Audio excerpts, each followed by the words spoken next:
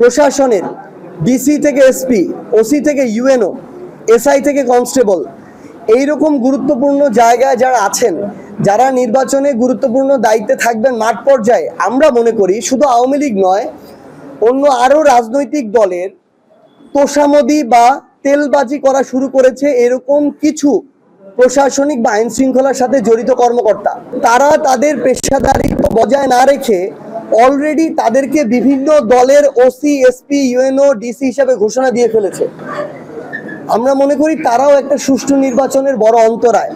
সবাই যে করছে এটা না, কিন্তু আমরা প্রত্যাশা করি আমরা মাননীয় স্বরাষ্ট্র উপদেষ্টা যিনি আছেন তার মাধ্যমে এই নির্বাচনের সাথে সংশ্লিষ্ট যারাই আছেন, আমরা স্পষ্ট করে বলি, যারা নিজেদের পেশাদারিত্ব বজায় রাখতে পারবে, পুলিশের হোক, প্রশাসন ক্যাডারের হোক কিংবা অন্যান্য জায়গার, আমরা তাদেরকে দায়িত্বে দেখতে চাই।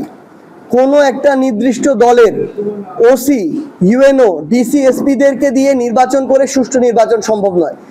সো এই জায়গাটা শুধু ওই আওয়ামী লীগের যে যারা আছে তারাই যে থ্রেট, ব্যাপারটা এরকম না, বরং মনে করি যারা এখন নিজেদেরকে সরাসরি বা পরোক্ষভাবে অন্য দলের ঘোষণা দিয়ে দিয়েছে তারাও সুষ্ঠু নির্বাচনের জন্য একটা পটেনশিয়াল থ্রেট।